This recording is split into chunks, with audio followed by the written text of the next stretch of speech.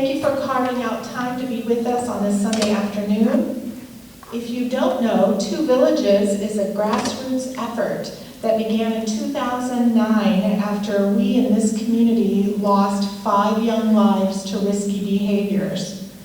Today's event marks our 14th year of providing awareness events with the goal of raising resilient and healthy children. The background information about Two Villages, as well as lots of other great resources, are available at the side table. And I do want to thank our planning team that has been with us. You can just wave your hands out there. Connie Davis, Dawn Schling, Jan Preston, Janet Wendt, Jim Posey, Pastor Mills, Pastor Lutz, and Michelle Velez. So thank you very much for being on this team for over 14 years. Our funding comes from community donations. We have only asked the community twice for money, once in 2010 and then just again in 2022. We have been able to do an awful lot with very little, but we are very grateful to our financial sponsors, and those sponsors are listed on our resource table. We do want to thank Woodmore Schools for always allowing us to use their facilities. And in terms of housekeeping, if you haven't learned already, the restrooms are just on the other side of the entrance behind you there. And the resource tables will remain up for a half hour following today's meeting. Our discussion today is being videotaped and will be shared, and that information will be sent out to you on how to access that and to share it with other people. Before I introduce the panelists, let me tell you that the evaluations that are hopefully in front of you, if you don't have an evaluation, make sure that you get one. They are very important for our planning. We work very hard to make sure we're addressing the concerns from our community, so please feel free to share with us your thoughts. I am very much honored today to welcome our 4 panelists. I had the privilege of reading their bios, which I summarized for you today because of time limitations. Each of them are incredible professionals, and they have amazing professional and personal experiences that will enrich our discussion today. And let me first begin the introductions. I'll do it from my right to the left. First, we have Kelly Garza, the Manager of Prevention Services at the Zeph Center in Toledo. She is a licensed social worker and has earned many specialty credentials, including Licensed Chemical Dependency Counselor 3 with GAM endorsement. That's a little bit, but that means gambling, right? Kelly has developed programs for problem gambling prevention, holistic wellness, pet-assisted wellness, among others. She's an adjunct instructor at Owens Community College. Her career has focused on at-risk adolescents and has developed life skills and art curriculum at a detention center, as well as equine and canine assisted programs. Our neighbors here, the local folks in Woodville, might see her in her free time as she just lives up the river in Pemberville. Next to her is Dawn Bova. Dawn is a nurse practitioner with Talbot Health Services, but Dawn is so much more.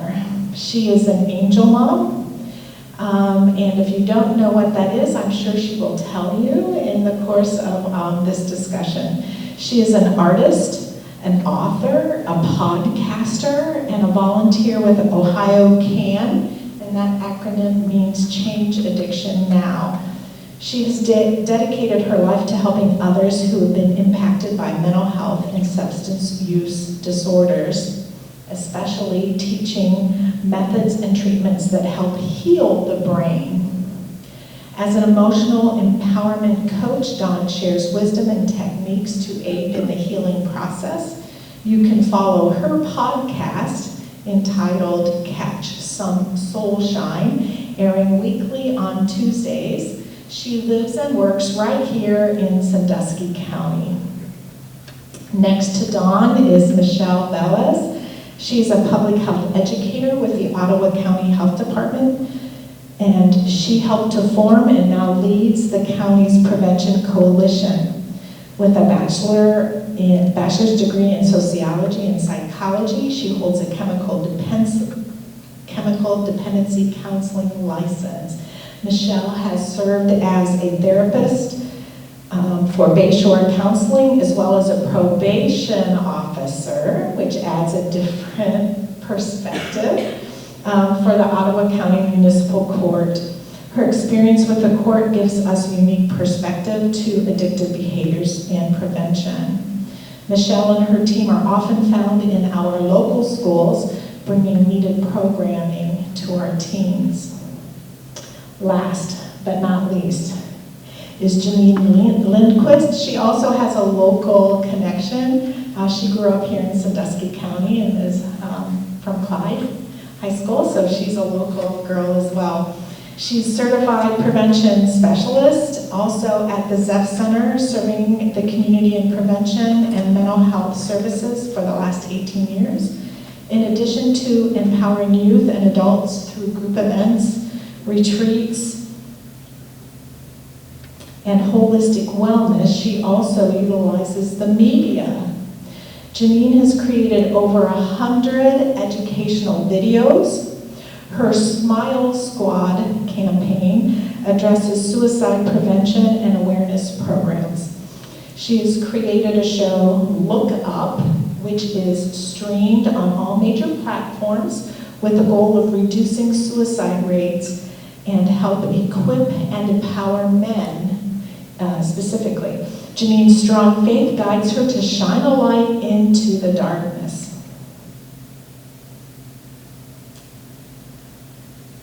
There. That's pretty amazing, these women. Okay. So today, we are talking about addictive behaviors. It seems like any activity, perhaps, can become addictive. And so we want to learn what's in common with all of these and what's different. We're hoping to learn and understand a little bit more about the brain science, the neuroscience that forms addictions.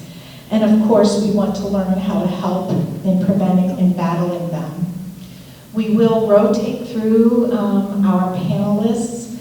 I will start each question with a different panelist, and we'll just kind of rotate through, but I want the panelists to know that if we're asking a good question that isn't really in their realm of expertise, it's okay to pass it on to the next person. So we're really just excited that we have lots of different perspectives here today. So let's get this going. We're going to start our discussion by identifying what addictions are and what they are not. So, is there a difference between habits and obsessions with addictions? So, what are addictions, what they are not?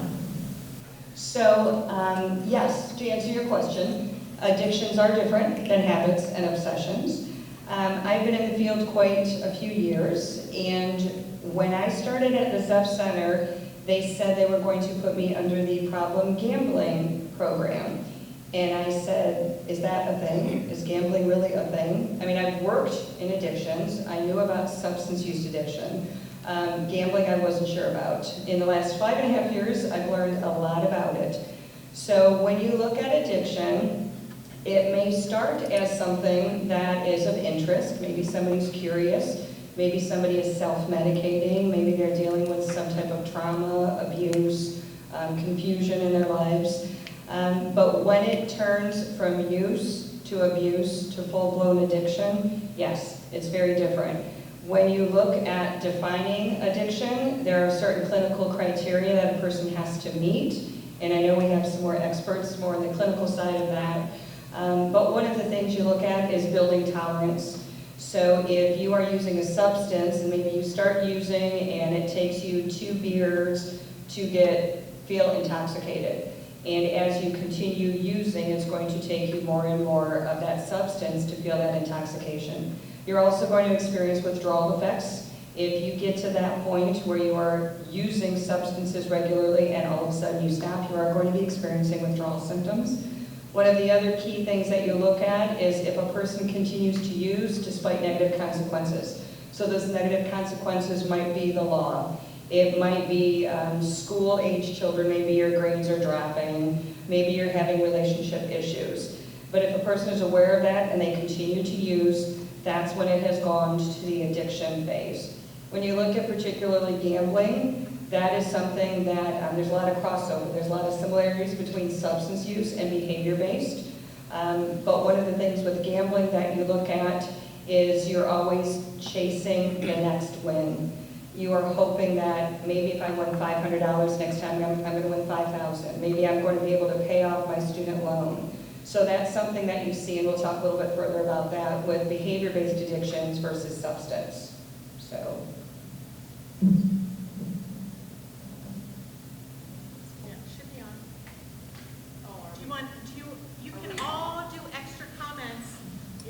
If you have extra comments to add. Okay. Well, you know I have something to say. One thing I want to talk about addiction is the fact that when you use anything, for me, sugar, right? Dopamine is released in your brain. Dopamine makes you feel good, you know? So one of the reasons that people continue to do something despite negative consequences is because you're getting that dopamine, right? But there's other ways to release dopamine, and that's what I'm all about, because, you know, I see we've got some exercisers here, and that's imperative for, you know, recovery of any sort. Exercise, diet, what we put into our bodies can affect the brain chemistry. And the thing that I'm really drawn to right now is creativity. So of course I'm a researcher, and I've been doing a lot of research regarding the effects of creativity on the brain chemistry. And there's a plethora of it coming out right now. I mean, there's so much research. It increases the neuroplasticity of the brain. It creates new pathways. So when you go to a recovery place, like Nate's out there, it's really imperative that more than just talk sessions are involved. Exercise, dance, movement, food, art, all of that is imperative for brain health, and that's where we can start focusing on preventative measures before, you know, addictions get full blown. Because if we are bypassing the neural pathways that are causing us trouble and creating new ones, we can strengthen those neural pathways, and then they're going to choose the fun neural pathways that bring them pleasure, that don't harm them, as opposed to the ones that do bring you harm. I think these ladies have very eloquently summarized what those differences are. What I would add to that is, unfortunately, when habits become addictions and obsessions, these are very intrusive, unwanted thoughts that are persistent. And sometimes what's so difficult is, despite our best efforts to stop thinking about them, it plagues the person. And so, as she was saying, you are really trying to rewire the brain at that point. When you're trying to overcome an addiction, to rewire the brain. And what's particularly so difficult with substances is, as she was saying, the dopamine that you get from these substances makes it that much more addictive. Even so, behaviors like gambling or our phones, right? Social media, likes, what we're going to talk about today, pornography, these type of food, sugar, all these things, when it triggers that chemical response in the body, it's that much harder for you to rewire your brain once you become addicted. They've done studies on people in the long term when they look at weight gain for people that have lost weight over time, and then in 10 years difference, if they're able to sustain it, because you've literally changed your brain and overwired essentially the reward circuit in the brain. And you have to, as she was saying, exercise some other stimulus in order to create new behaviors. So I think they obviously have done a great job of explaining what becomes a habit, becomes ritualistic, and leads to full-blown addiction. This is hard being at the end. I'm like, what can I add here? So I would add to that, the work that I have done in prevention in the schools. As I was listening, it just reminded me, I would always try to get students when I work with them to answer the why question. And I think with adults as well, of why are we doing what we're doing? And a lot of times we make choices, there's a payoff to it, right? That's why we keep doing it. It's working for us.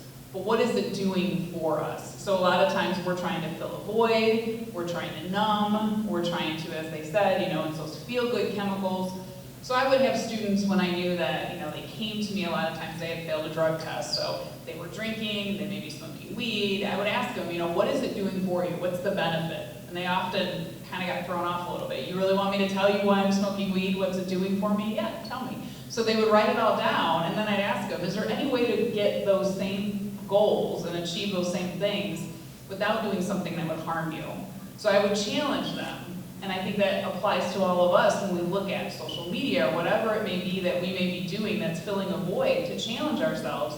Is it really benefiting me? Because if it's not, what else can I do to benefit me? So it was always interesting because, especially young people, you can challenge them a little bit and they like that challenge sometimes. But I would challenge them, try giving it up. And I had a young person who was in and out of juvenile detention center, was smoking quite a bit of weed.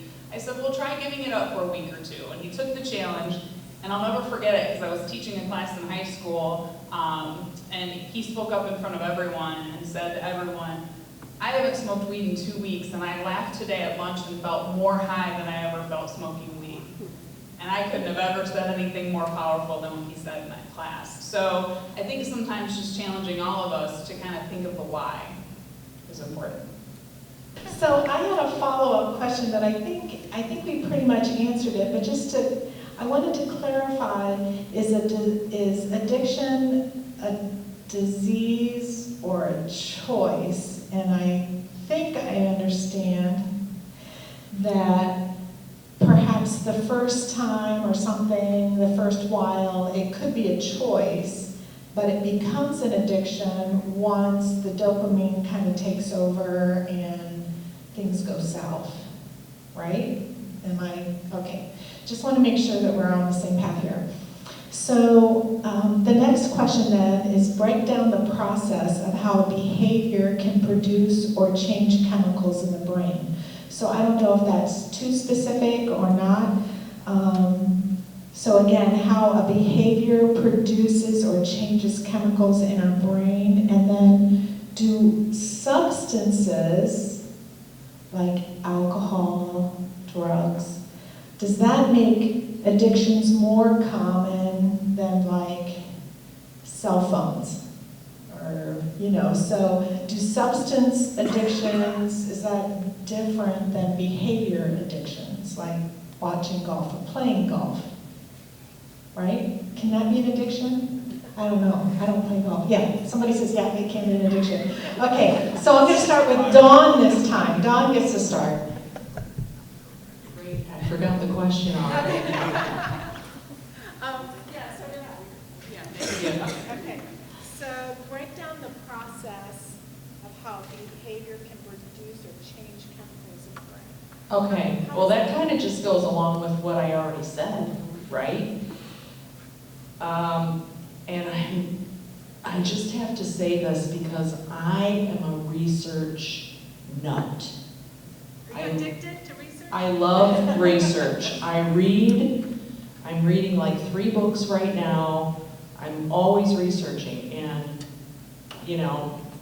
I have been in that camp that addiction is a disease for a really long time.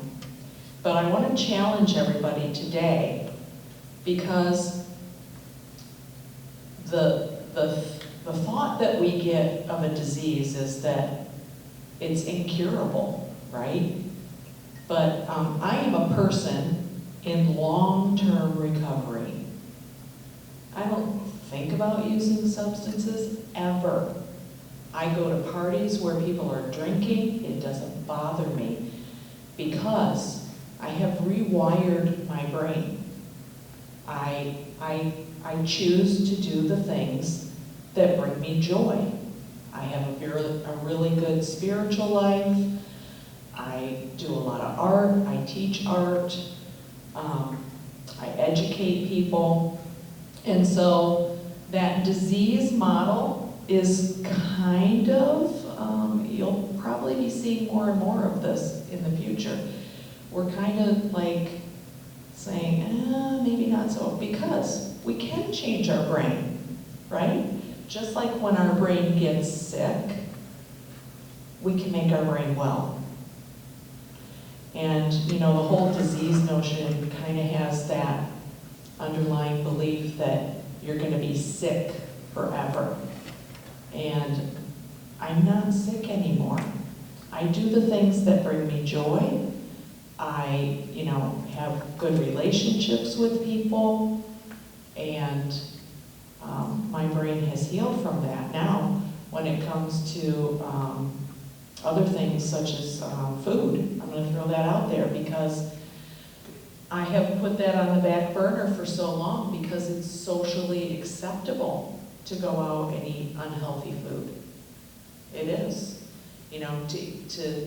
I recently had a birthday and I said, I'm not eating sugar. And, everyone at the table, when I was out to dinner with, oh, you can have one piece of cake. And I said, I don't want it. So, the difference between substance use disorder addiction and food addiction, for example, is the fact that food addiction is socially acceptable. Not only that, I think the receptors in the brain are equally, like they say, sugar is one of the most addictive substances out there. But people don't see the harm in it, right? Heart attacks, cholesterol, diabetes is the #1 disease in the country now because we have this whole country that is eating ourselves to death. So I don't want to say addiction is addiction, but they're all so very similar when it comes to the brain chemistry and how to heal, right? Exercise, diet, we were created to be creative. I'm just going to leave it there. I think to get back that question of behavioral versus substance use. So there are so many factors that determine whether someone's going to be impacted by addiction, whether it's a genetic predisposition or it's your environment. People argue about nature versus nurture, these types of things. But I think, and to speak to that as well, it's how it affects that specific person. So some people may be so addicted to sugar, which again, as you said, is socially acceptable, but alcohol use is also extremely socially acceptable, especially in our culture. We live in Ottawa County, we live in a tourist area, and our area thrives on binge drinking. And we have a whole culture around it. And I think trying to understand why people are doing so is very important. But if you think about any social activity that you go to where alcohol is present, right? People use it to celebrate, people use it to cope with depression. So it's so widely accepted. And I think now the landscape is changing too. Marijuana is so much more socially accepted. Obviously, it just became legal. And so that landscape is always changing. about beliefs and within our culture. And I know now, I hear so many people say, well, I'd rather smoke weed than drink. And what's wrong with it? They've just made it legal. And I guess one thing that we can stress, whether, whatever substance somebody's addicted to, again, is getting away from the idea that just because something is legal, sugar, alcohol, now marijuana, prescription pills that are prescribed to us, doesn't mean it's good for us. And I know we really struggle with the kids in the school with this aspect, because they think, well, if it's okay for us to have, well, why is it so harmful? And we talked about with the students that your brain doesn't stop developing until you're 25, and the legal age of drinking is 21. And the harm that you're doing to your brain before it's even fully developed. And I think that's the particularly harmful thing too. We know that the earlier adolescents start using and the heavier their use, the more they then will be addicted to substances in the future. So I think it affects everyone differently based upon a variety of factors. And I'll go back to the why. So being in the field with prevention, I always like to, again, get us thinking about the why. So as she was saying that, again, even though you could do it, it is illegal, why would you want to? So going back to that self-worth, that self-value, if I care about myself and I want to take good care of myself and this body that I've been given, then why would I choose to do something that's going to cause me harm? And getting people thinking about the harm that it's causing around them. So, who are those footsteps following behind them? So getting adults as well to think about, the choices that you make, and students, the choices that you make don't just affect you, they affect those around you. So I don't struggle with addiction myself, but I come from a long line genetically of people who struggle with alcoholism. So I had that secondhand experience as a child of an alcoholic or someone who struggled with alcoholism. To be able to see the harm that it causes. So I think that's important too, to get people thinking it's not just about us, it's all the people that we affect around us as well. So Kelly gets to speak yet. Do you Sure. want to add? Yeah. So when I went to school to become what was then called an addictions counselor, it was in our brain that addiction is the medical model, so it is a disease. So it's been interesting to see over the decades how that has changed, because, John, I think you had a really good point. When you hear somebody who has a disease, you think it's long-term, forever, it's a part of them. And I understand that that is how a lot of people who experience addiction feel. You will be addicted for the rest of your life. You may struggle for the rest of your life. My husband is in recovery. There are times when he struggles, and you're going to be celebrating 28 years in recovery. So is it something that he thinks about every day anymore? No, it's not. Can he go to a party where there's alcohol? Yes, and he can be okay. So I think when you look at the disease concept, there is some good information there that supports that. There's also some new data and research that's saying we need to be really careful with that label of saying addiction is a disease. I'm in a unique position to be able to kind of see both sides of that. But I think what we need to look at is, like, again, you said, John, we need to look at it's not just alcohol, it's not just marijuana, it's food, it's those behaviors. In the prevention field, what we look at is when the perception of harm is low, use skyrockets. So that's why a lot of times when the perception of harm 10, 20 years ago with alcohol was low, a lot of our kids were using alcohol. And I will fess up to this many times in the community where I am from. I would hear parents say, I don't care if my kid gets drunk as long as they're at home, and it's better than them smoking pot or shooting up. Verbatim, that is what a lot of parents feel. So the perception of harm was very low with parents and younger people. So the use went up. Now we're looking at marijuana. The perception of harm is very low with marijuana, and those of us who were last week in Fremont hearing Ben Court speak about how much THC is now in marijuana, that it's not the pot that people smoked in the 60s. It's scary stuff. It is killing our young people. So that perception of harm, we need to educate people and say, it is dangerous. It doesn't matter if it's alcohol. It doesn't matter if it's caffeine or tobacco. The perception of harm needs to be out there so that the use decreases. So when we look at, is it a disease or not, I think there's so many other factors that go into that. I don't think it's an easy question to answer, but I can see it both ways. But I love the fact that people in recovery, this is something that they own, that they will probably have to deal with for the rest of their lives.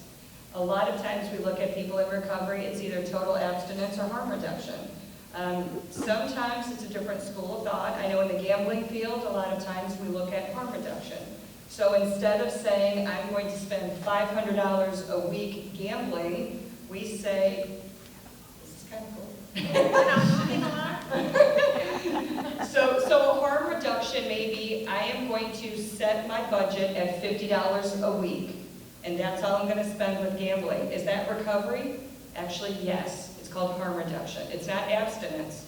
So there's so many different facets to addiction, whether it's a disease or not. There's so many different avenues to recovery. So.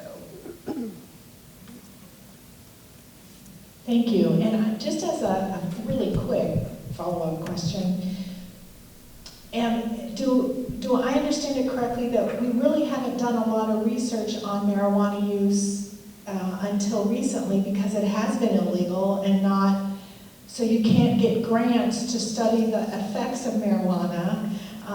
From my world, when I worked, smoking marijuana is a carcinogen and causes cancer just like other tobaccos cause cancer. But again, we're not talking about that, but now that it's legal, now a lot more information is coming out about marijuana because they can legally research it. I think too with marijuana, it's changed. So I did an interview with a lady who, her son died from vaping high-potency marijuana. And so understanding that the way it's not the marijuana in the 60s that was, 30%, 10%, 15% THC, now it's up to 98%, 99% THC. They run it through tubes with chemicals and get this high-potency wax that they smoke that causes way different reactions in the brain. So now they're hallucinating and hearing things and seeing things, and her son believed that people were out to get him, and he ended up taking his life. He was psychotic because of it. So I think it's understanding that we're not playing with the same game, so to speak, right? It's a different drug than it was. So that's the education piece that a lot of times we don't understand. And youth will say, and adults will say, oh, it's just a little marijuana. I smoked a little weed and I was fine. But they're not playing with the same deck of cards. Thank you very much. I think that's helpful. The next question we're going to start with Michelle on, and this is more of a follow-up.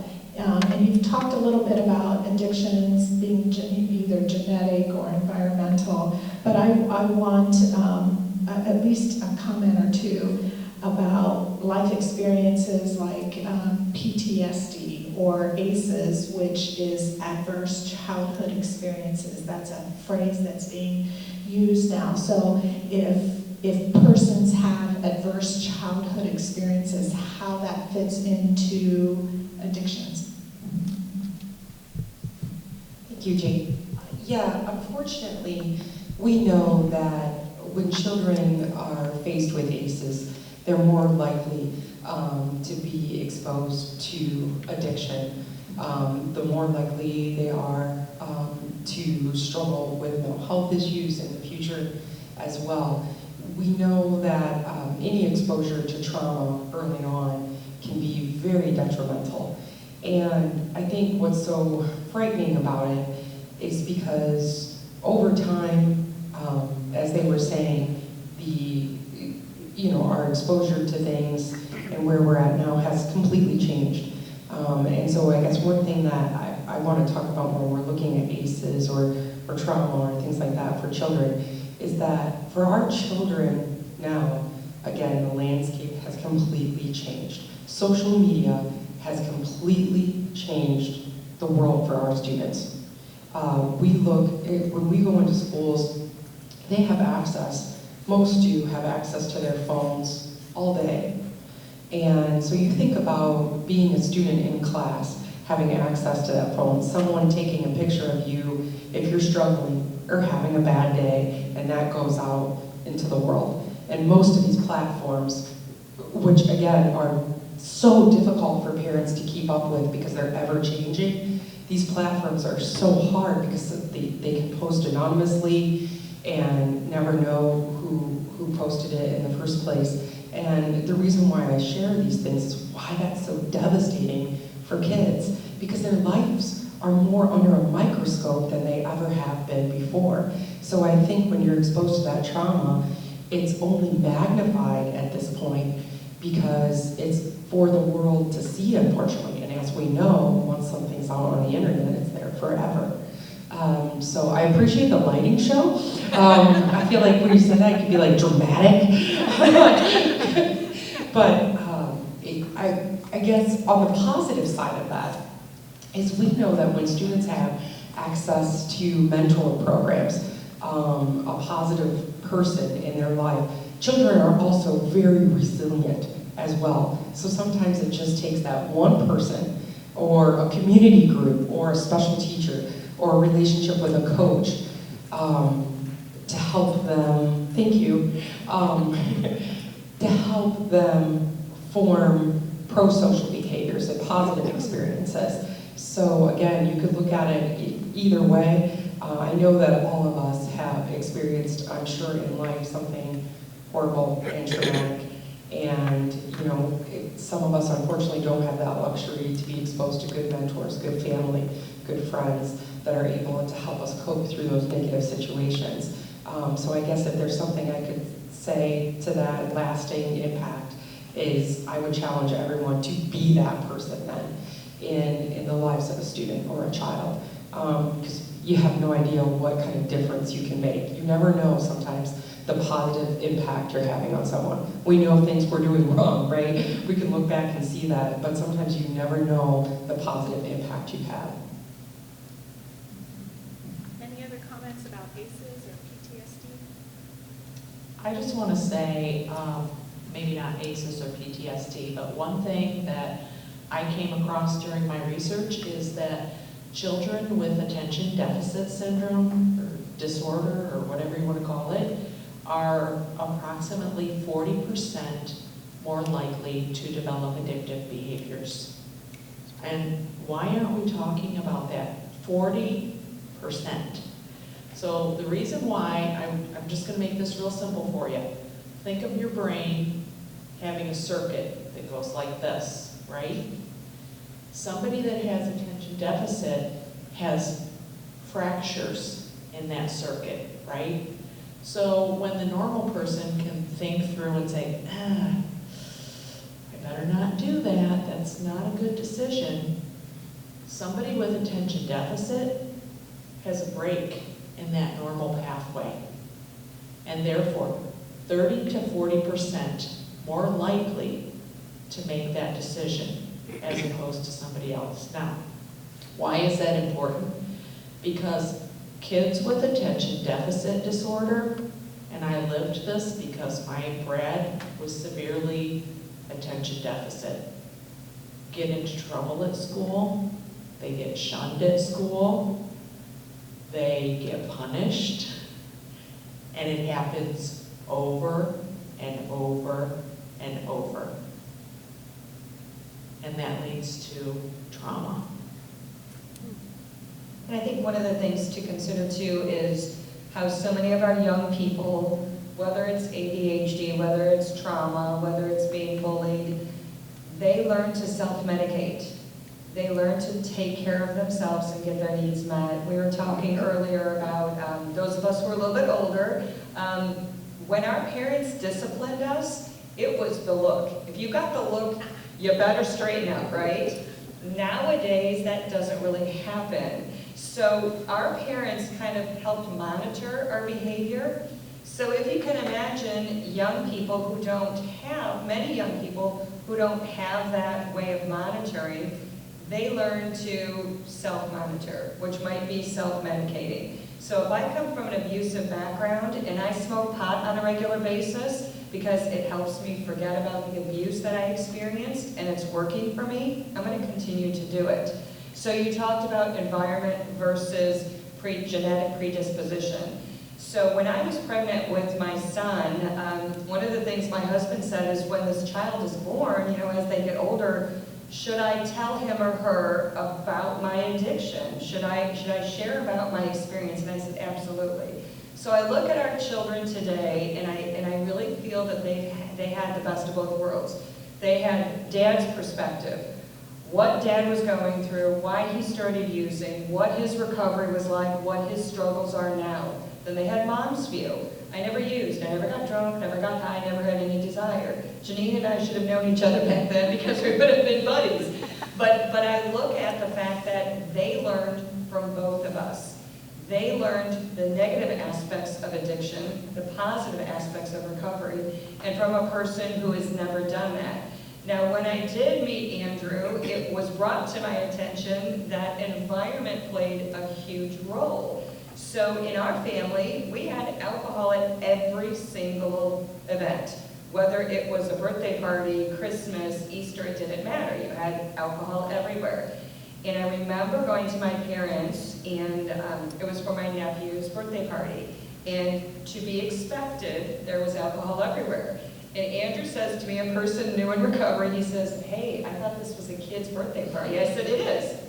And he goes, what's with all the alcohol? I'm like, what do you mean? I mean, that environment, right? I was raised with that. That was something that was second nature to me. Hence, I look at my family members, and several of them have issues because of that environmental. Also because of that genetic predisposition. As we raised our kids, I let them know, dad's in recovery, alcoholism runs in my family, drug abuse and alcohol abuse runs in dad's family, and on and on and on. So if you choose to pick up, the chances of you becoming addicted are pretty high. You've got it from both sides of your family. Plus that environmental piece. When you go visit grandma and grandpa, there's alcohol everywhere. So I feel like when you look at things like that, whether it's ACEs or post-traumatic stress, it's really hard to blame young people for taking their lives in their own hands when they don't have the support, like Michelle was saying. When you look at the Search Institute, those developmental assets, the most important asset is that a young person is connected with an adult who cares about them, who cares for them, who can be that stabilizing force, especially when we look at our young people who don't have that stability that a lot of us really yearn for as kids. So. Didn't I tell you this group was amazing? Aren't they amazing? The next question, I think, isn't even necessary because it's our legal addictions, safe addictions. And I think we've already learned that if you're if we're splitting hairs and making sure we get the definition right, a definition of an addiction means there are already negative consequences. So if you are shopping and you kind of laugh and say you're addicted to shopping, but you still pay your credit card every month and you don't have to mortgage your house and all that, then that's really not an addiction, right? So we just, in terms of, we talked about this earlier, making sure we use our words correctly, that addiction, all addictions are bad. So if you're in a behavior that is addictive, there are already negative consequences. So just kind of moving on then, in talking to some of the panelists and planning ahead for this, a term, maladaptive way of coping, came up, and I'm like, what? What is that? So that's a part of the definition. So if you could please just explain, we're going to start with Janine this time. Maladaptive coping, what that means, maladaptive coping.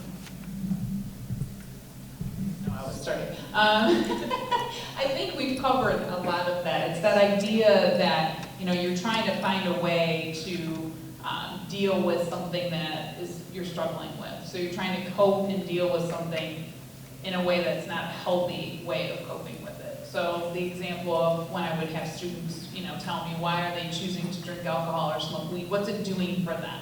Because again, we repeat things when it's working for us, it's doing something, has that payoff, so to speak.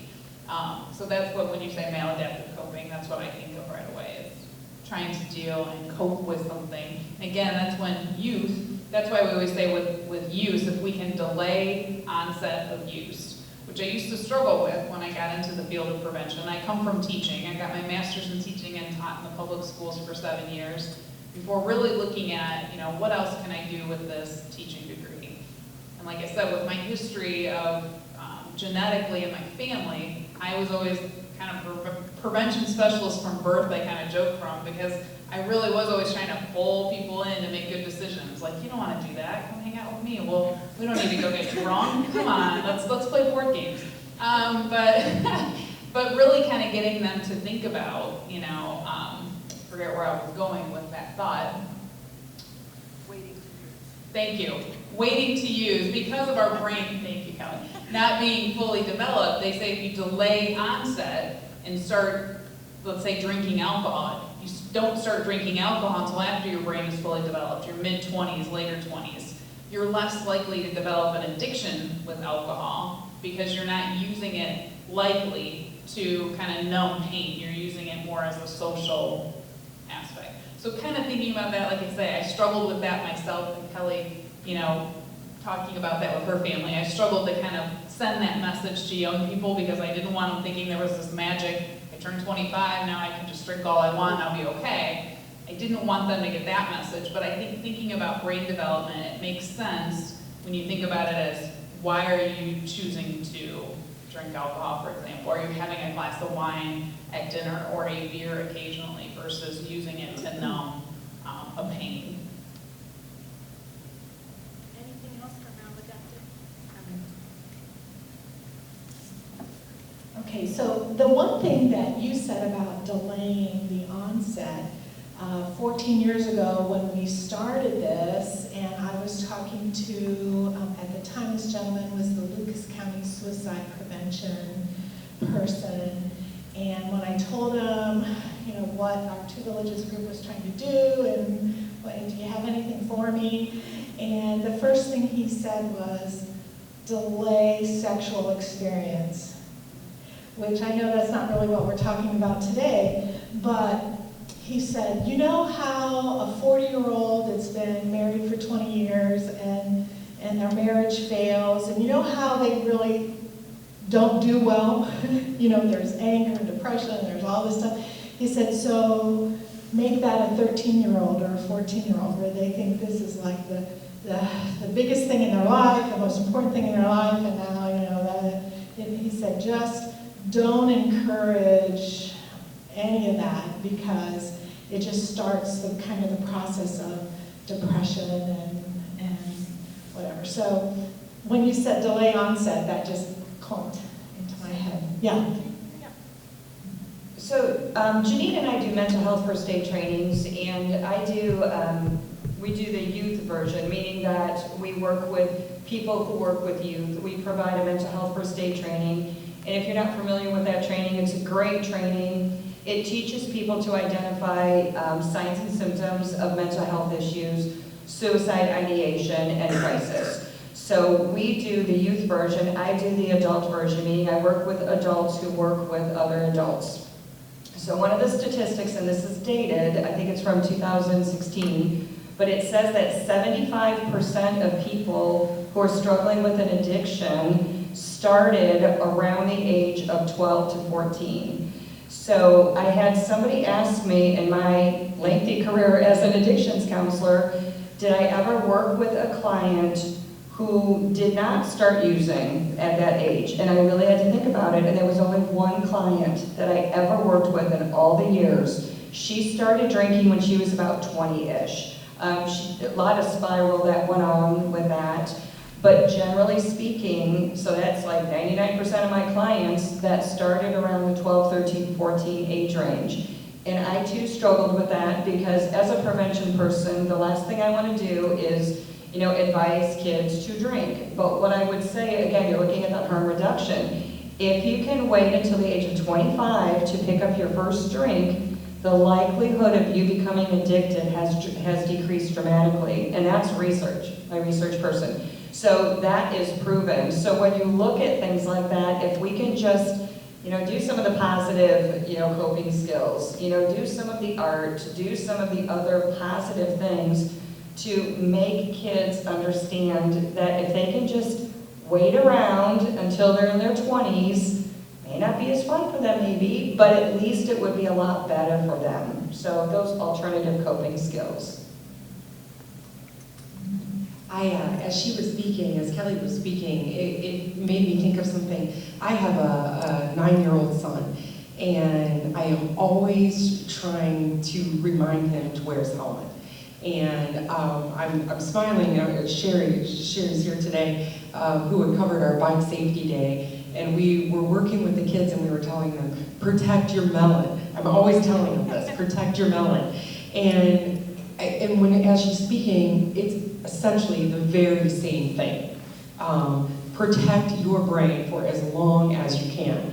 It's interesting, I was thinking that analogy as she was speaking, that we are always trying to tell kids to use their helmet, use your helmet if you're riding a motorcycle, and the importance we place upon that.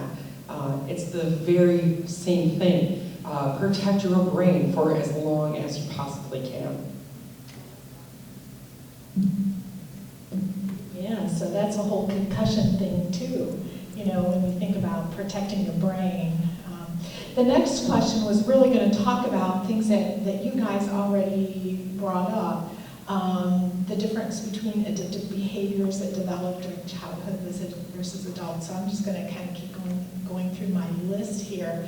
The next question that I had really about adolescence, is there any concern about the mental health of our children growing up immersed with screen times of all types?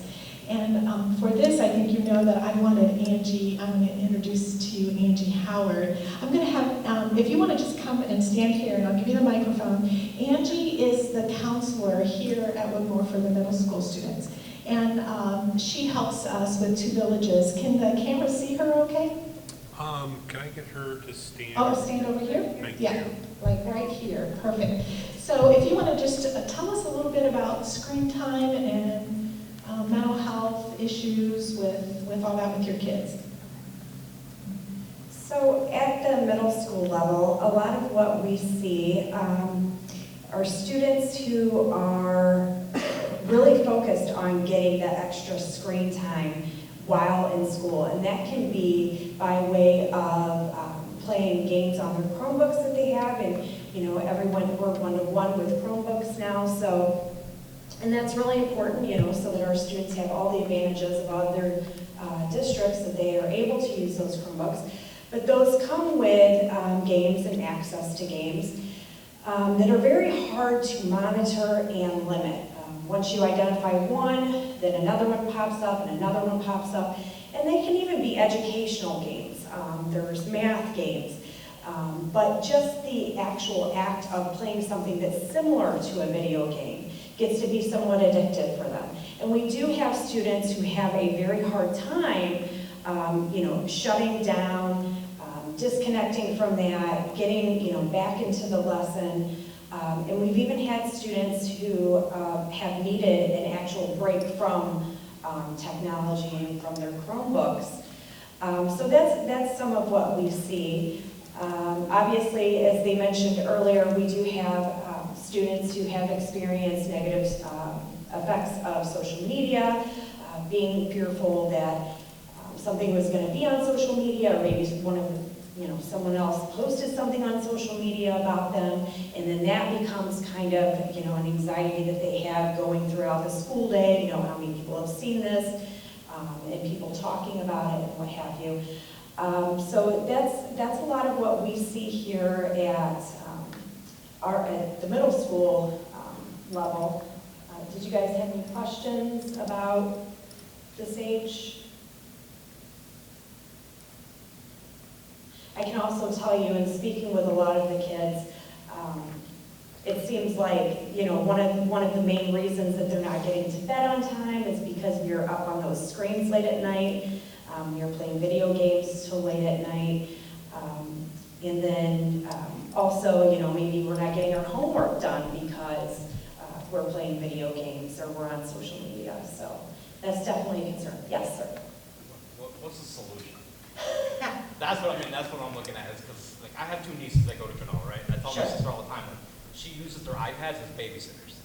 Okay. You know what I mean? So a lot of it's the parents, but like what I've seen, like in talking to kids, especially when I go to schools and speak and stuff, when I talk to the kids, their lives are just compared. They're comparing their lives to other people's lives. That's what they do. They get on social media. They think right now life is just making money, driving a nice car, having a big house, instead of, you know, and then I'm listening to you guys up there talk about, Michelle was talking about kids not being creative, and Dawn's talking about like the dopamine comes out when you're creative. Like that's like a balance with their kids they don't have no mind creation, or they don't create nothing in their mind anymore. Everything's created in front of them on here.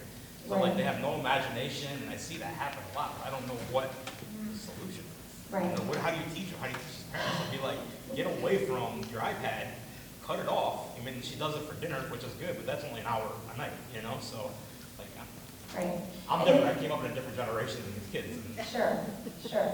Yeah, and it does take some persistence on the parents to limit the time on those devices. You know, most devices, iPads, phones, they do come with screen time that can be enabled through parental controls. But you know, our kids are smart too. They're going to find ways around those. So, you know, I think it's just having that expectation of your child of, you know, we're on a schedule, you know, yes, I want you to be able to maybe check in with your friends and what have you, but there's going to be a time limit on that. And then just kind of reinforcing what you expect and what you want to see. You know, we're going to go spend some time outside with the family today. You know, that kind of stuff. Yes, Jenna? We have a little niece who's 4 years old, and originally it started with educational games that was so cute. She was learning things. She's very intelligent, but now she's playing little games and watching little videos on her iPad, and she is so focused on that. She does not hear us. I mean, we could say her name and several times, and she is just zoned out from what's happening. And I'm wondering, what is that doing now to her brain, and how is that going to affect her later on? I think these ladies are chomping at the bit to Yeah, answer some because of they're these going to talk questions. to you about dopamine, is what they're going to talk to you about. So yeah, let me answer. Okay. Perfect. Thank you so much, Angie. I appreciate it. I appreciate your question too, Nate. Thanks. So we're just going to start here and go down.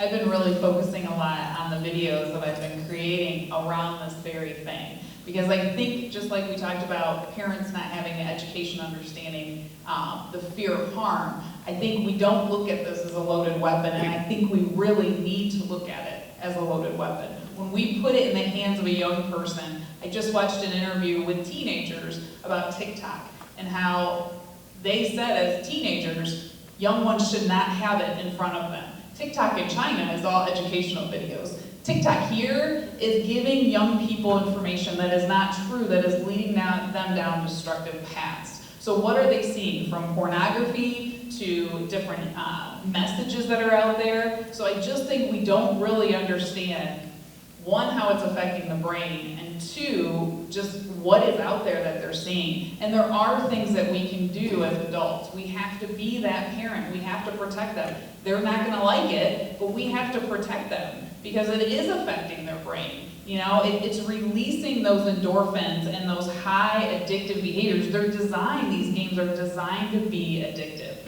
We feel it as adults when we play some of them. So we have to understand and teach young people that there are rules, there are guidelines. I tried to explain in one of the videos as like having a healthy diet. So we wouldn't let a young person sit and eat sugar as their dinner, right? We would balance it out. We have to balance out that screen time and let them understand you can play for half an hour, but then we're done. We're putting it down.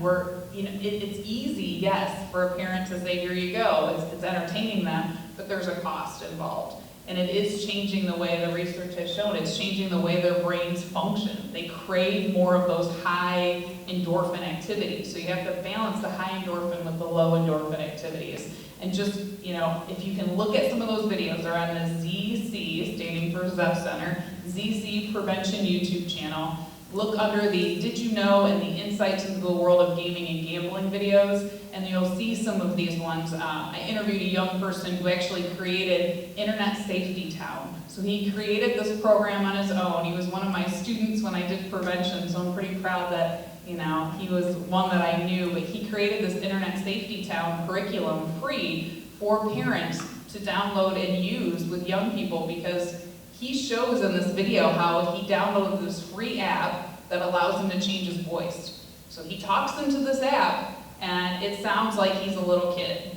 So again, parents are sending them, I feel like, into the lion's den. They're sending them thinking, oh, they're safe, they're playing a game. You don't know who they're engaging with, you don't know who they're listening to. We wouldn't send a child into the park to go play if we had some people who had struggled with sexual predators out there lingering around. We wouldn't just set them free and let them hang out and hope that they're going to be safe. But I think we're doing the same thing when we just let them wander into social media, into the online world. We don't know what they're going to see and who they're engaging with. Absolutely. Nate, I really like that question. And I want to talk about something that I feel like I've just observed. I see so many parents using their phone or a tablet when they're out to dinner. And I see it all the time. And why I think they're doing that is because of society's expectations. We forget that children are children. One of my favorite quotes I heard is, "You're raising a human, you're not managing an inconvenience." Children need to be able to fail, they need to be able to struggle, they need to be able to know that it's okay to be loud, it's okay to not know how to behave in social environments. And I see when parents go out, right, or parents are just trying to get a free minute in order to make dinner, do chores or whatnot, and it's like, here, numb yourself with this and please don't make an outburst when we're here. It's okay. And I think the best thing we can do in today's society is show other people some grace. If you're out and you're in those situations and you see kids being kids, right, and understand that their brains aren't developed, hey, it's okay, right? We should be modeling that behavior for them and saying, that's okay, that's expected, normal behavior for children. It's a sad thing anymore that they're not going out and really immersing themselves in the world. They're not, unfortunately, going out much anymore and getting their hands in the dirt. And I think another answer is, what's an alternative?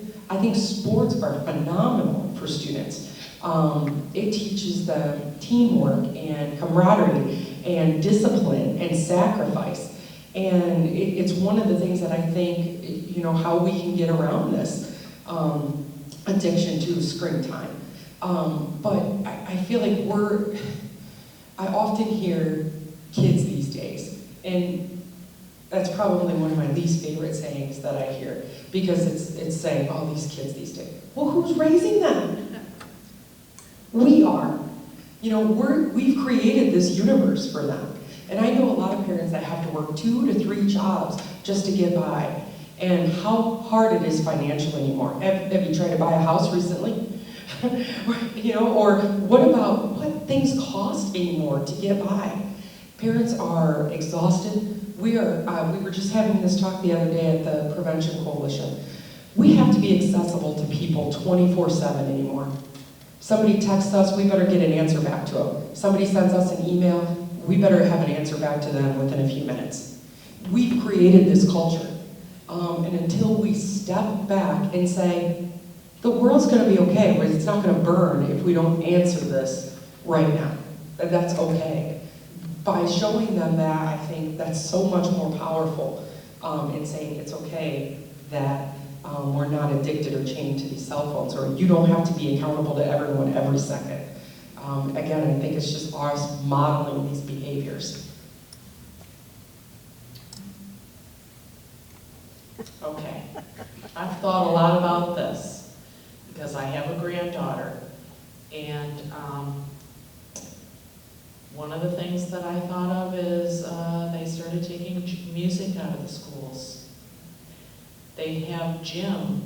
When you get to high school, you have gym every other day to count as a credit. We need physical activity every day, okay? When my granddaughter comes over to my house, now granted, I am an artist and I love buying art supplies. I'm addicted to that. But I get out canvases and she slops paint around, and when we go grocery shopping, I let her pick out markers or pencils or any kind of art supply that she wants, and people are like, oh, you're wasting all that money on art. Well, think about it, it's $10, right? We spend that without even thinking. And so she's gotten into the habit now, when she comes to my house, she runs over to I have a whole corner box stuff of art, and she gets out her art supplies and we will paint together for hours. We go to the, she calls it the rock quarry over in Castelia, and we go walking. So as opposed to telling her, don't do something, because maybe it's just me, but if somebody tells me you can't do that, guess what? Guess where my brain's going? Well, yes, I can, right? Instead, fill their activities, with things that you want them to do. Exercise, art, singing, dancing. We have dance parties in the kitchen all the time. She loves it. And that's, I think, something that we could all be a part of the change is, contact your legislators and your school boards and tell them that we need more creativity in the classroom. We need exercise in the classroom because, we need screens in the classroom, and we got those, but we're taking out the things that really make a difference in these kids' lives. That's just my 2 cents. 100% agreeing with all of this. I think it goes back to parenting. I can't tell you the number of clients whose parents I worked with that said, but I just want my daughter to be my friend. I just want my daughter to like me. And being the parent that I am, I said, can we not?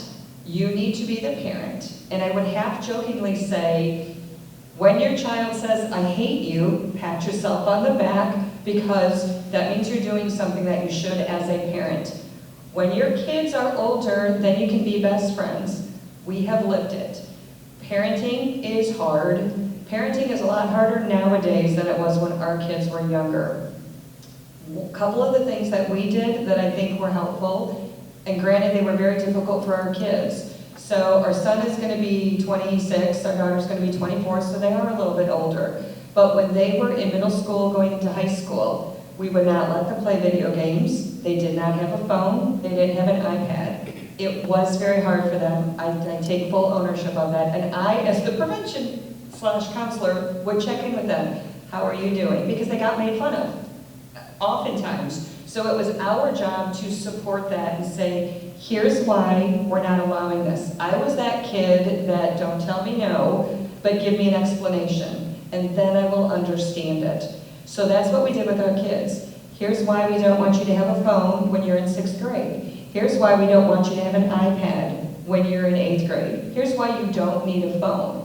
Now, they didn't start getting a phone until they were old enough to drive, and you better believe that was very difficult for them because there was a lot of peer pressure with that.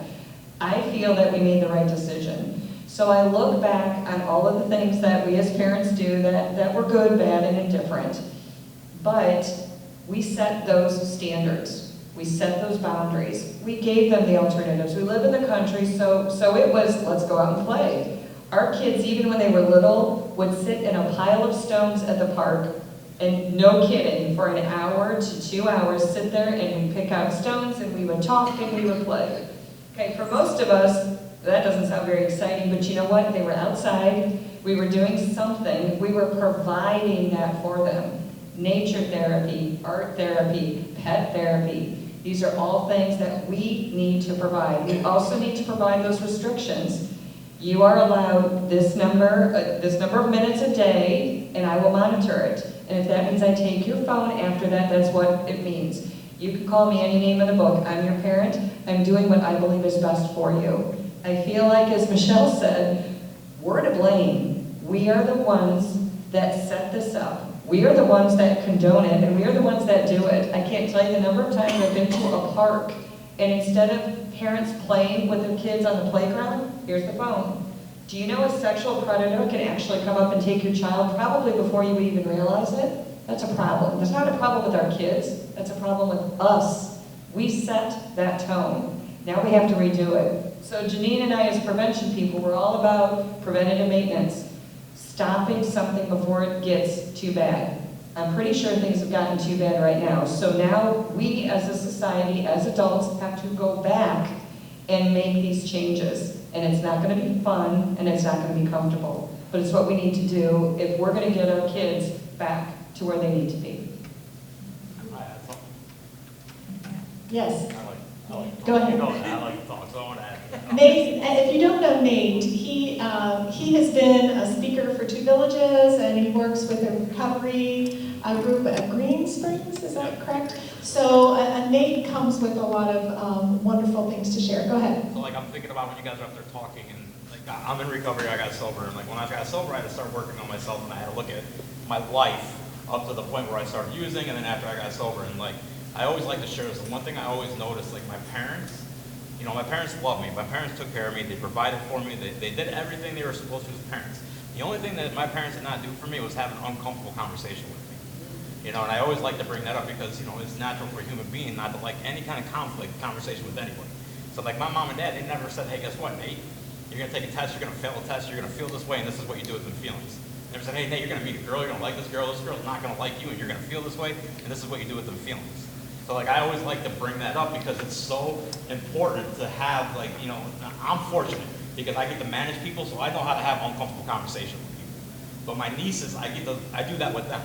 So like I'll start asking them questions. It's like, hey, why are you asking me this? But like I want to know what's going on in their lives, and I want to know what they know so that, you know, when they get a little bit older, because the only way anything is going to change is if we educate the youth to not do it in the first place. So like I stay focused on that, but like having that uncomfortable conversation. If you guys have, you know, kids that have grandkids, tell your kids, have an uncomfortable conversation with your kids.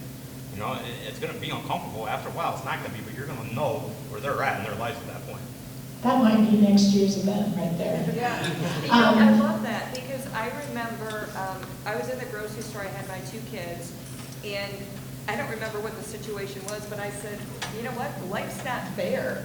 You know, life's not fair. I said, no, deal with it. And a woman turned around and she said, that's a terrible thing to tell your children. I said, actually, I don't think it is.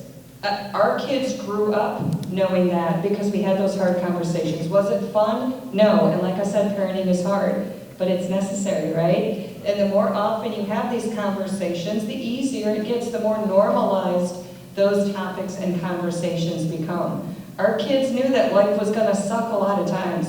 I got a lot of flack for when our daughter went from 8th grade to 9th grade. I said, Alyssa, let me tell you what, high school is hard. Girls are mean, and you are probably going to have a really difficult time. But I want you to know Dad and I are here. We will help you through this. We will do everything that we can to help you through it, but it's going to be really hard. Again, I got a lot of flack. You're a social worker and you said that? Yep. Was I being honest? Yep. Did it happen? Yes, it did. Michelle. So this is our most recent Prevention Coalition topic. And so the schools give out surveys to students, and it's Oh Yes data. And it asks them about everything about their history with drugs or exposure to nicotine or cigarettes. But the one question all the schools wanted to opt out of was anything regarding sex. And the reason why I bring this up today is it's so crucial to talk to your kids about sex. Think about it. If you're not answering their questions, where are they going to go for guidance? So it's, do you want to have those conversations with you? Again, it's us. It's uncomfortable, right? It's uncomfortable to have these types of discussions with our children. But the more you let them know that it's okay to talk about, it's okay to be curious, it's okay to wonder about, ask me the questions, you're not going to shock me, you're providing an open channel for communication. And whether it's sex or drugs or violence or bullying, they're going to begin to feel comfortable with you because you're not judging them. No child wants to be judged. No child wants to disappoint their parents. I've seen that universally. Even as an adult, I feel bad if I've disappointed my parents. It's the worst. But I say that because I know I grew up in an era where it wasn't something that you talked about.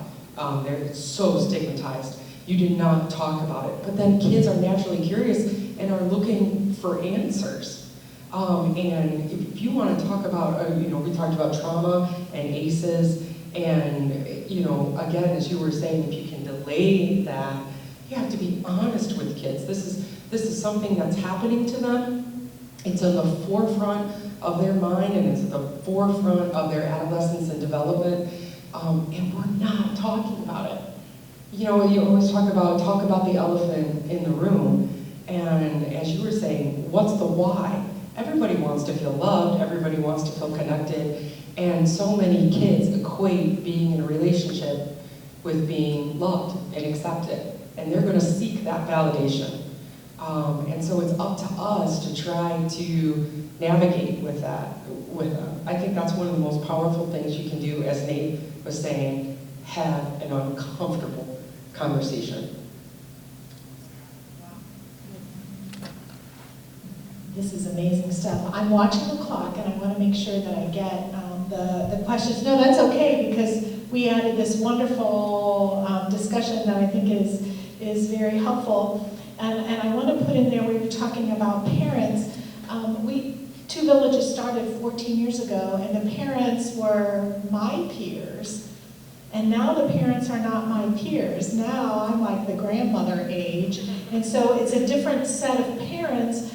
But the parents of the young children have grown up with cell phones, have grown up with computers. So, when we talk about the difference of cultures, or the age, or the generation, the parents who are raising the little ones have not even had the experiences, that we have. So as we get creative in how we do that, we have to maybe have a camp for parents so that they know what it's like to play in the mud, and, because maybe they don't know, maybe. Okay. The next two questions are going to be really the two questions that helped form this event today from the evaluations last year. We were asked about gambling, and we were asked about pornography, and because I grew up in a time way before you, I knew that if I stood up here and talked about pornography, my parents would come back from the grave dawn or something. So I just felt like we really couldn't turn that into a whole thing. So we're just kind of adding it in terms of addiction. So we're going to start with gambling, and I think we'll start with Kelly since she is certified in that. Gambling addictions have always been a concern, but since casino gambling was legalized in Ohio in 2009, and with the recent extension in access to sports gambling, what is the reality of gambling addictions for our community, and how is the addiction the same or different than other addictions? I think we've got that figured out. But if you will start with us, Kelly. So in Ohio, we legalized sports betting last January, and I sit on the state coalition for Problem Gambling Network of Ohio. I'm one of their board members. And that allows us access across the nation to other states who have experienced sports betting. And I can't tell you the number of times that people said, good luck. No matter how well prepared you are, you're not going to be prepared, and we weren't. And we are, in the state of Ohio, people across the nation look to us because we are the experts. They call it the Ohio model. We do a lot in problem gambling that a lot of states look up to. We do treatment well, we do prevention well, we do recovery well. So we're very proud of that. That being said, we were blown out of the water. So I wrote down a couple of statistics. So over 1.8 million Ohio adults are now categorized as low, moderate, or as problem gamblers. That's 19.8%. That's huge. So the problem gambling rates in Ohio tripled since 2012 when casinos came on board. The calls to the problem gambling hotline as a direct result of sports betting being legalized, it went up 55%. So these are staggering numbers. What we look at is not just adults with a gambling disorder. We look at young people. We look at those video games. We look at the silly little, I can't remember the silly game that a lot of young people were playing.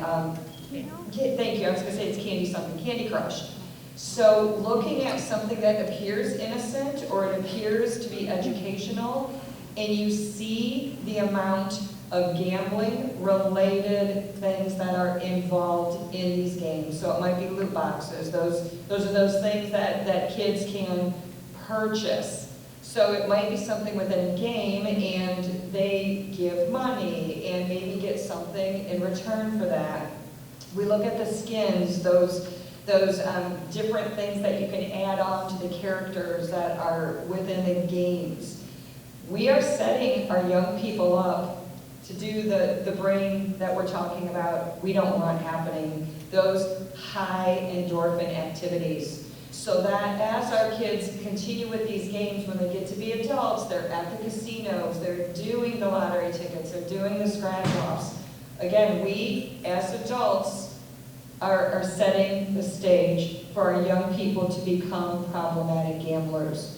So when we look at, I know at Zeph Center, we're the only agency in Northwest Ohio that provides gambling services, treatment services. We're one of the few in the state of Ohio that provides that. We also provide telehealth. So if somebody from this area is having a difficulty with their gambling, they can see one of our gambling endorsed counselors via telehealth. They don't even have to come into the office. So we want to be that resource for people. A lot of times people say, well, I don't really think I have a gambling problem. Okay, well, at least we're talking about it, right? We're talking about these difficult conversations. But what is happening when you're gambling? And when you look at the behavior-based addiction of gambling, it is the only addiction out there that offers a sense of hope. So I am going to go to the casino and make enough money to be able to pay off my student loan or to be able to make my car payment this week. You don't go to, a drug house thinking that, oh, I'm going to get a drug that's going to help me pay off this or pay off this. So when you look at gambling, there's a lot of similarities between gambling and substance use, but there's also a lot of differences. And when you look at those differences, that's what makes it very unique.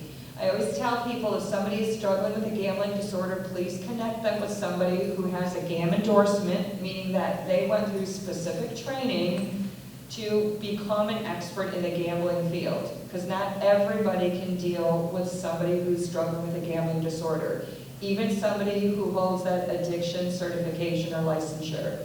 That doesn't mean that they necessarily have that expertise. Again, in the state of Ohio, we have so many resources. Problem Gambling Network of Ohio provides a lot of different trainings.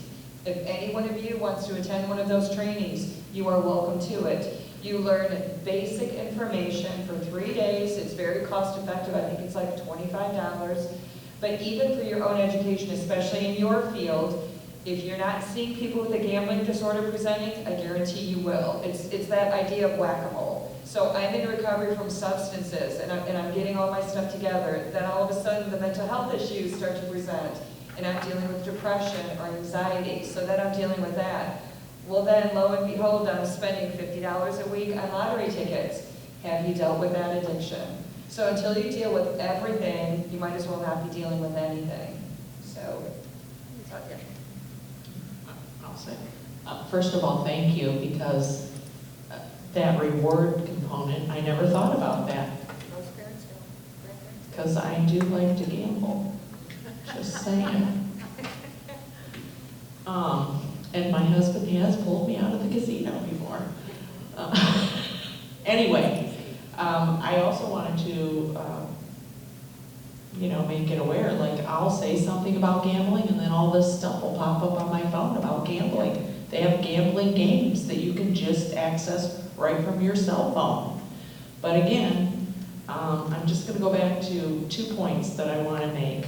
One, I went to this opioid conference a couple years ago in Atlanta, and I was just blown away by this female speaker who studied the brain chemistry of the youth.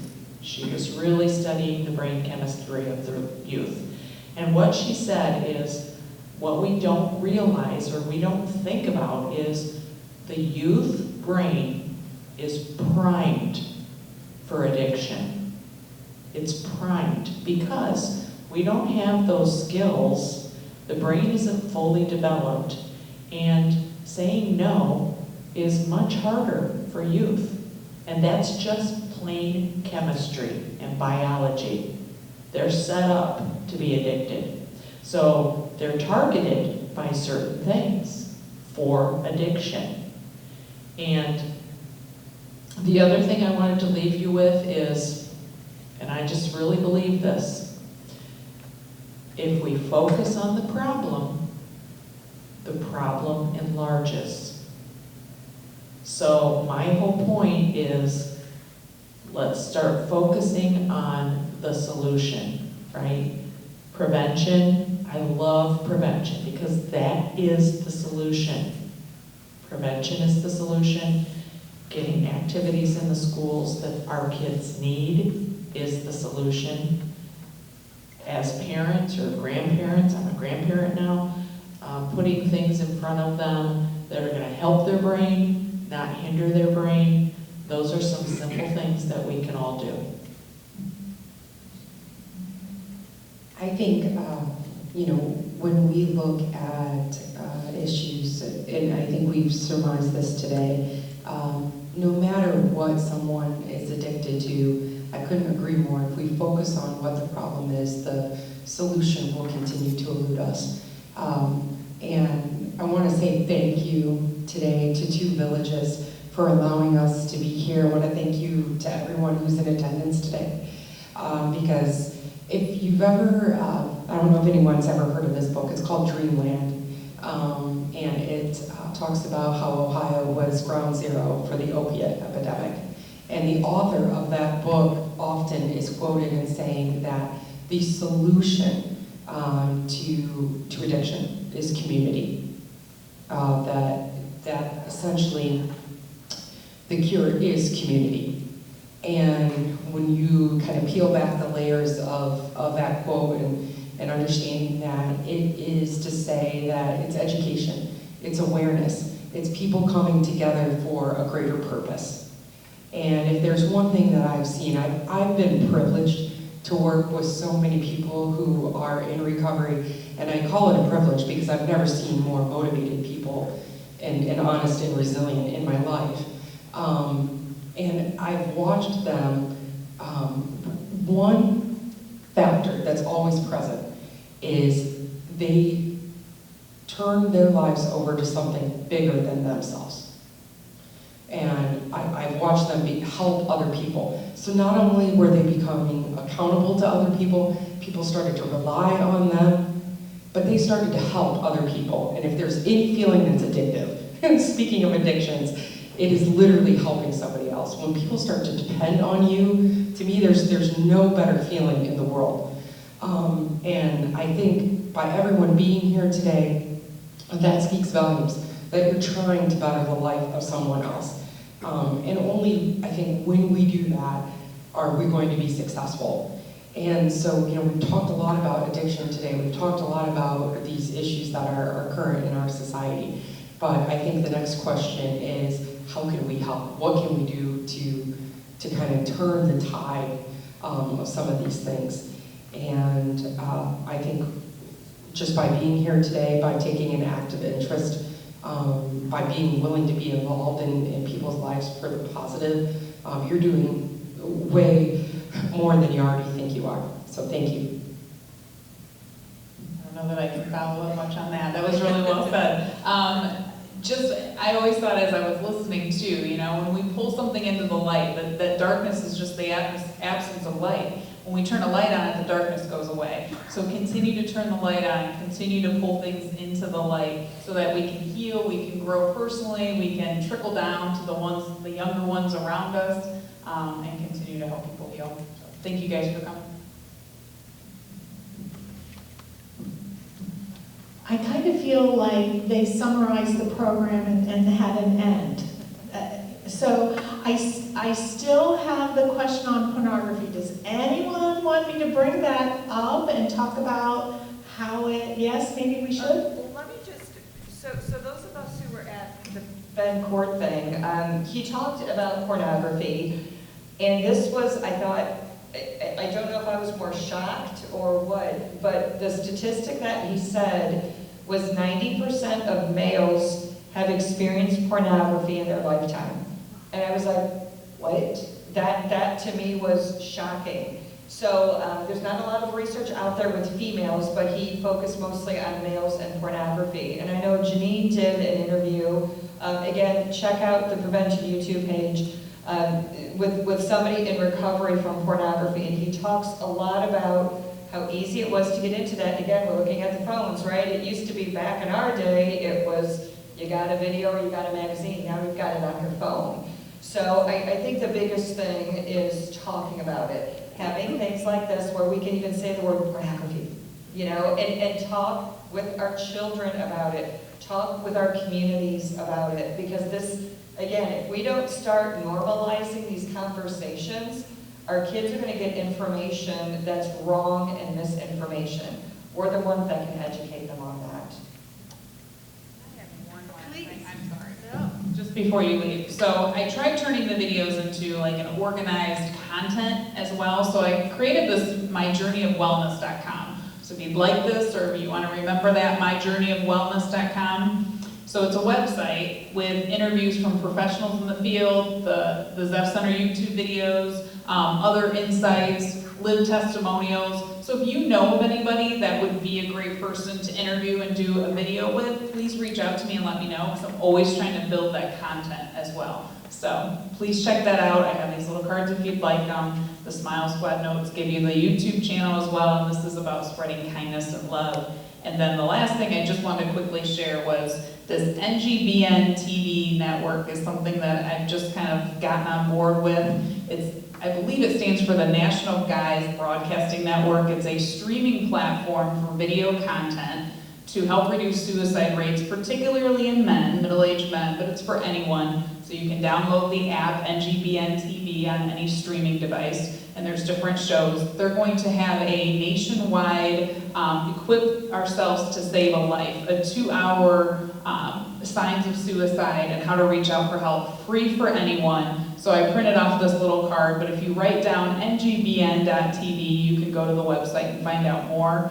From 9 to 11 on April 6th, they really want to get out there and try to train as many people to be able to know the signs of suicide and how to get somebody help if they're struggling. Jane, I just want to be able to end on that with pornography and answer that directly. I think, unfortunately, when we look at pornography, why is it so harmful? Unfortunately, it is creating a falsehood for what real relationships are. The more you view it and the more you're exposed to it, it creates an unhealthy vision of what a normal sex life is for individuals. It's unrealistic, and then unfortunately it desensitizes normal relationships for people. It creates this illusion of what normal intimacy is. And that's very unfortunate because, again, as young people are watching this, and again, just being curious about sex, and they're watching this thinking, is this how adults operate? Is this indeed what sex is? Unfortunately, it's creating a very negative and false view of what that is. And I think to take that one step farther, one thing that we talked about today is Are we really present in our lives? Are we really present in our children's lives? Are we really present as friends, as employees, as family members? Do we make ourselves available to our kids? And why I think, again, pornography is so particularly damning is because as you're watching this, again, you can simply bring up an alternate universe on your phone, immerse yourself in that universe, and it's not real. It is not real. We are numbing ourselves to real experiences in life by creating an alternate universe. And that's essentially why that addiction is so harmful and why it's no different than creating a different universe when you're high or when you're gambling or you're in a casino and you've lost track of time or you can't see outside. There's a reason why they're designed the way they are. And so it's just exploiting our behaviors as humans. But to answer those questions and why people would be interested, you're going down the right path of understanding that. And anything that removes us being present in our lives is probably the most dangerous thing that we can do. Any final comments as you pass it? Well said. I want you to know that our panelists all have table displays, they have handouts, they have, if you want to contact them, you want to talk to them, they are over here. I cannot thank you enough, all of you, for being here and supporting us in our efforts. I would ask that everyone fill out an evaluation that will help us try to move forward. I think next year we're going to try to do this on a day that's 28 degrees outside. I think that will help us in our efforts. Just one thing about pornography, I think we always need to start with the definition. I think there's soft porn, and I think the Victoria's Secret Christmas special, remember that? I think that was pornography in my mind, in my Pollyanna brain.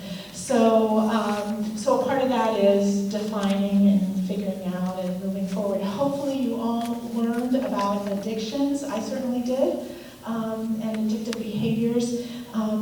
If you want to write suggestions on your comment sheets or email me about how we can do more in our community. Again, our goal for Two Villages is to create an environment where we can raise healthy and resilient children. So thank you for being here and helping us do that.